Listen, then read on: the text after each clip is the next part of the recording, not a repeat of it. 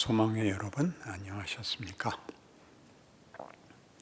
오늘은 신명기 30장 말씀을 보겠습니다.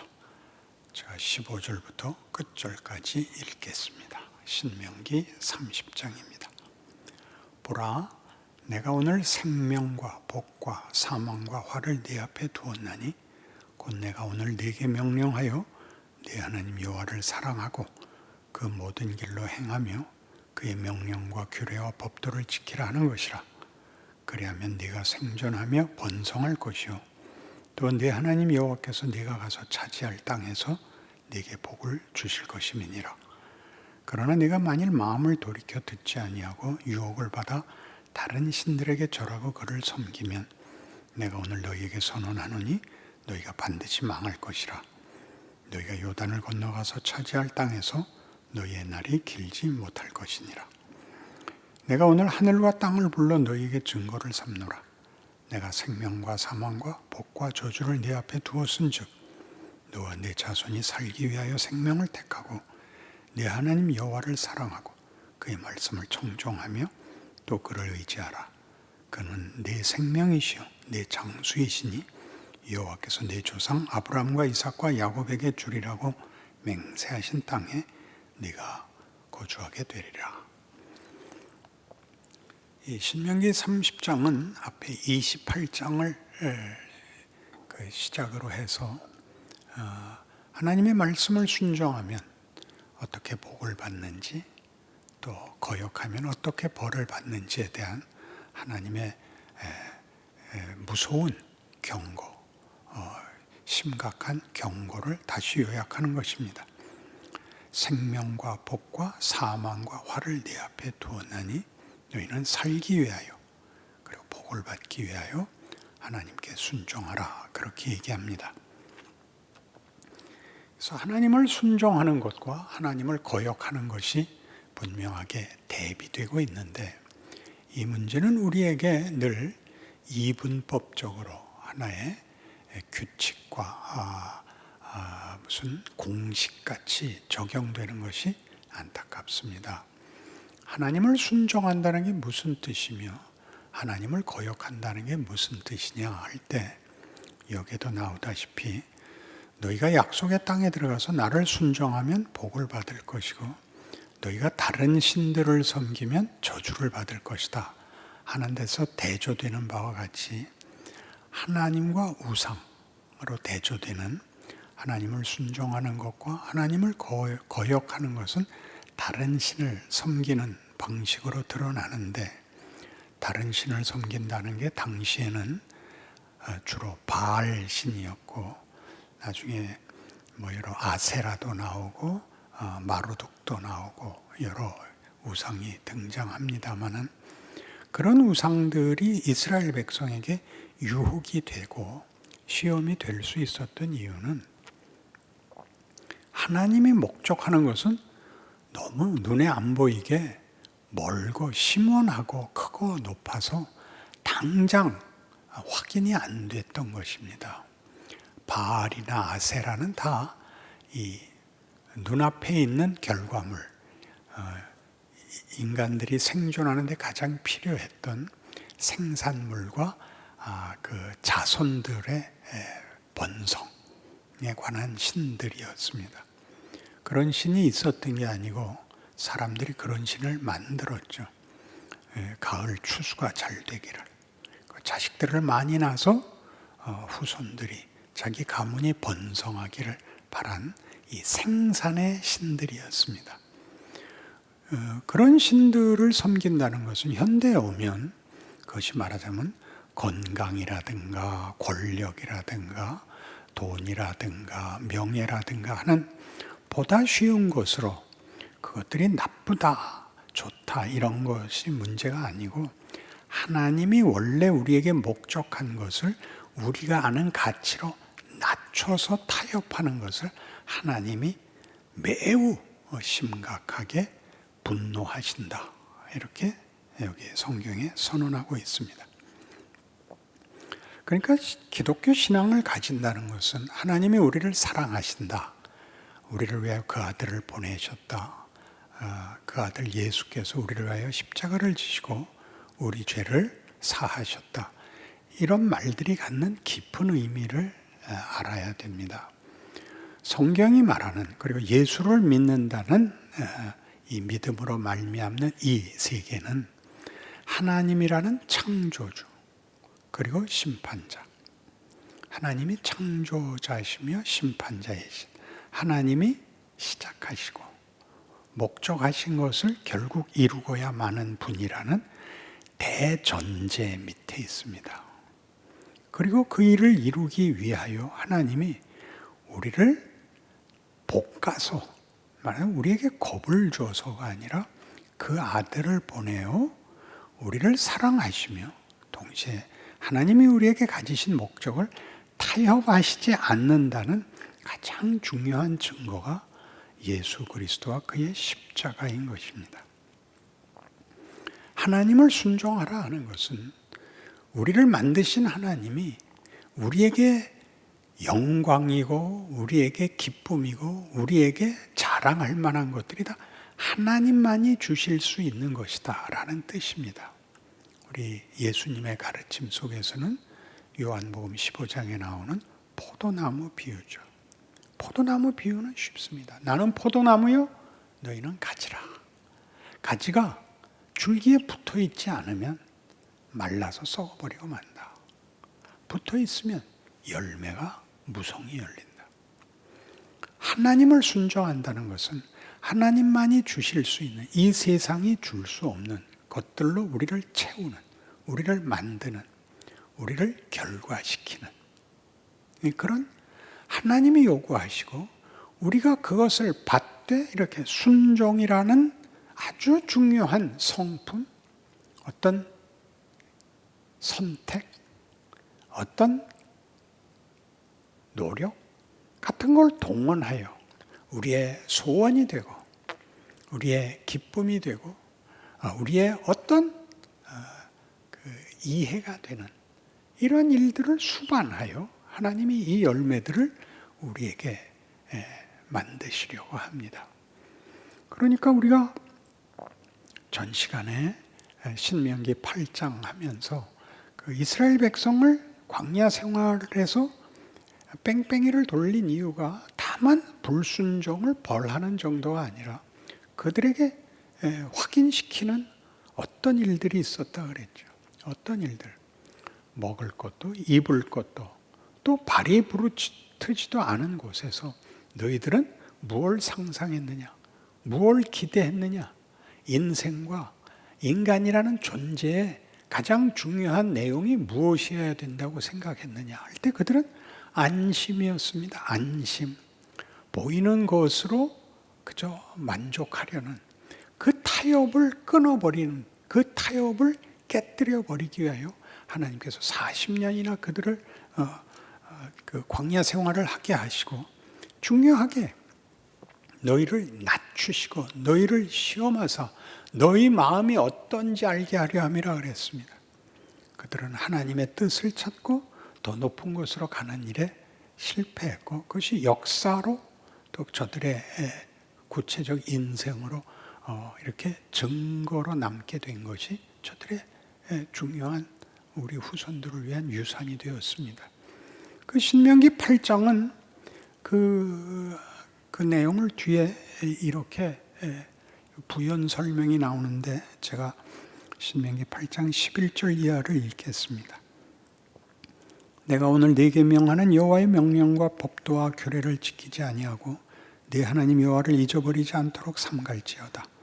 네가 먹어서 배부르고 아름다운 집을 짓고 거주하게 되며 또 네 소와 양이 번성하며 네 은금이 증식되며 네 소유가 다 풍부하게 될 때 네 마음이 교만하여 네 하나님 여호와를 잊어버릴까 염려하노라.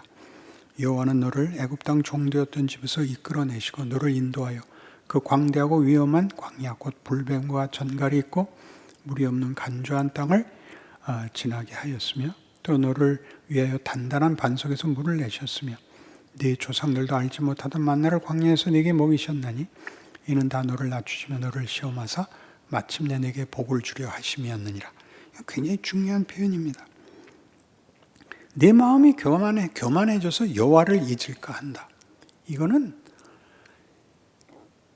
하나님께서 복을 주시는 이유는 그렇게 복을 주시는 것에 더 우리의 상상을 뛰어넘는 복을 우리에게 상기시키는, 우리에게 하나의 증거로 삼는 복이었습니다. 그러나 그 복을 받자, 말하자면 재물이 풍성하고 배가 부르자 거기를 끝으로 삼으려고 하는 것이 여호와를 잊어버린다는 뜻입니다.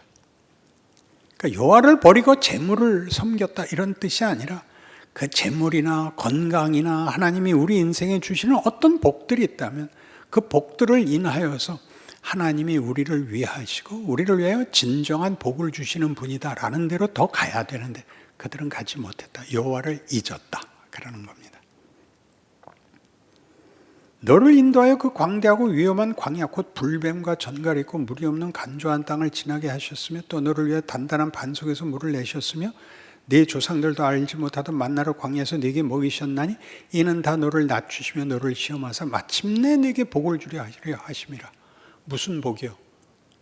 재물을 주시고 건강을 주시고 복이 아니라 그 복들이 증거한 진정한 복, 하나님을 아는 지식, 하나님을 기뻐하는 우리 마음의 항복, 우리 영혼의 항복, 찬송, 그 고백. 하나님이 우리를 당신의 자녀라고 부르시는 것까지 우리로 하여금 하나님을 아버지라고 부르게, 진정 아버지라고 부르게 하시는 자리로 가는 그 일을 위하여 광야 생활이 있었고 복을 주시는 것입니다. 그러니 오늘 지금 신명기 30장에 와서 내가 너희에게 명하는 것을 너희는 지켜라.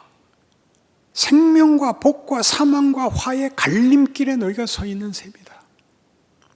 복을 받아라. 나를 순종해서 더 복을 받아라. 진정한 복을 받아라. 이렇게 요구하는 것이죠.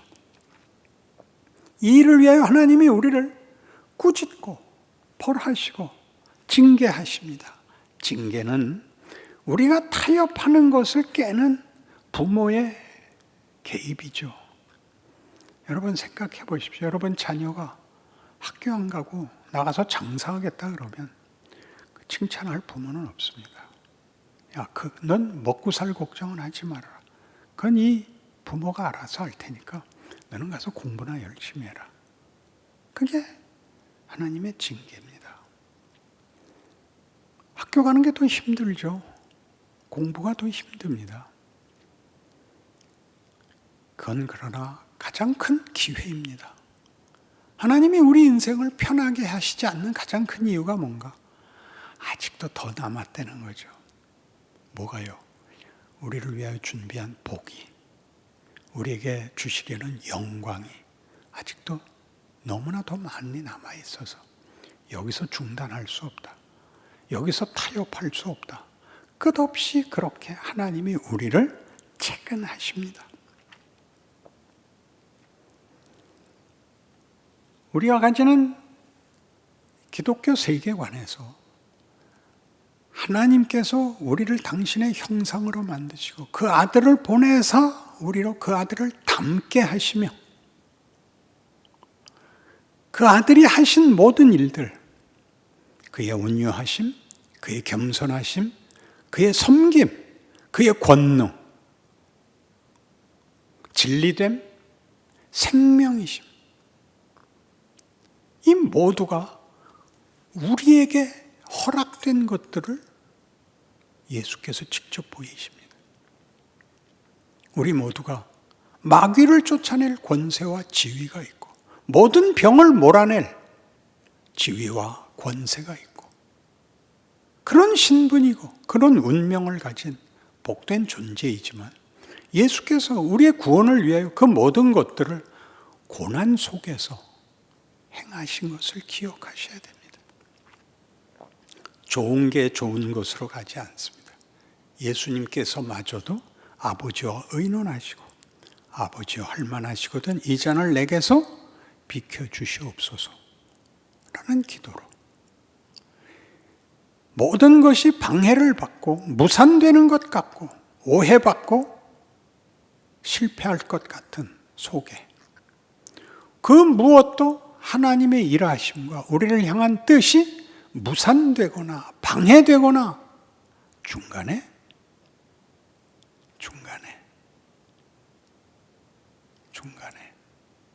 취소되지 않는다고. 주께서 십자가의 죽음의 자리까지 가는 것입니다. 그리고 우리의 인생도 이렇게 하나님 이만하면 되지 않았습니까? 이만하면 되지 않았습니까? 라는 우리의 아우성에 더 가자 그러십니다. 그건 위대한 길입니다. 여러분의 눈물과 여러분의 하소연이 무엇을 근거하고 무엇을 목적하고 있는지 생각해 보십시오.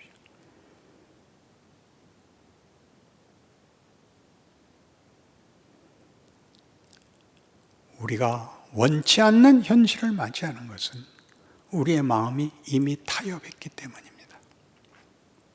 이만하면 됐다고 하나님께서는 아니라 그러십니다. 더 있다고 그러십니다.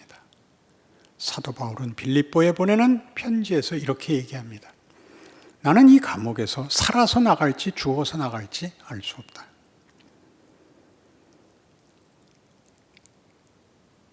나보고 무엇을 선택하겠느냐고 묻는다면 나는 죽는 게 좋다. 그러면 이 고생 끝나고 주와 함께 영원히 거하는 것이 나한테 훨씬 좋은 일 아니겠느냐. 그러나 내가 다시 살겠다고 선택하고 싶은 이유는 너희들을 위하여 내가 이 수고하는 인생을 더 살 마음이 있다.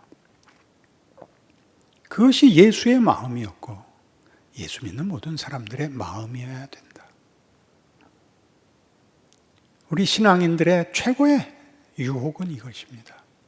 나 편하기 위해 모든 책임 벗어던지고 편안히 살고 빨리 죽어서 고생 안 하는 것이 최고의 소원이 됐는데 예수께서 보이신 그 길을 하나님이 우리 보고 가라고 하십니다. 너 고생해라. 내가 기도해라. 내가 고난을 겪고 그 속에서 하나님이 주시는 힘으로 사는 것을 세상으로 보게 하여 너는 빛이 되라. 너는 생명이 되라. 너는 진리가 되고 너는 소망이 되고 너는 권능이 되고 너는 하나님의 자녀라는 이름의 영광을 증언하라. 이렇게 말하는 것이 성경이 가르치는 것입니다. 우리 모두 이 길에 부름받고 있고 지금 그 현실을 살고 있습니다. 우리를 회방할 수 있는 건 아무것도 없습니다. 하나님의 뜻을 막을 수 있는 것도 없고 주께서 십자가를 지시고 십자가 상에 서야 이 말을 하셨습니다. 다 이루었다. 우리의 인생에 고단한 것이 하나님이 우리와 함께 일하시고 내 인생을 쓰시고 나를 영화롭게 하시는 하나님의 권능이라는 사실을 기억하여 더 깊은 기도와 이해와 여러분의 인생을 살아내는 책임 있는 깊고 깊은 믿음과 소망의 영광을 살아내는 말년이 되시기를 바랍니다. 기도하십시다. 하나님 아버지, 하나님을 아버지라 부르는 건 얼마나 굉장한 일입니까? 하나님은 우리의 영광이시며 소망이시며 우리의 생명이시며 우리의 기쁨이시며 우리의 면류관이시며 우리의 사랑이십니다. 우리의 마음 깊은 곳에 하나님이 이 소원을 두셨고 이 소원을 우리의 현실 속에서 살아내라고 말씀하십니다. 그것은 기회고 영광입니다. 도망가거나 변명하거나 외면하는 비겁함과 부끄러움과 못난 것에서 떨치고 일어나 하나님의 자녀로 자기 생애를 자기 짐을 지고 승리하는 우리 믿음의 식구들 되게 하셔서 하나님 영광 받아 주시옵소서. 하나님이 살아계시고 지금 일하고 계신다고 세상에 대고 큰 소리 칠 수 있는 우리들 되게 하여 주시옵소서. 예수님 이름으로 기도합니다. 아멘.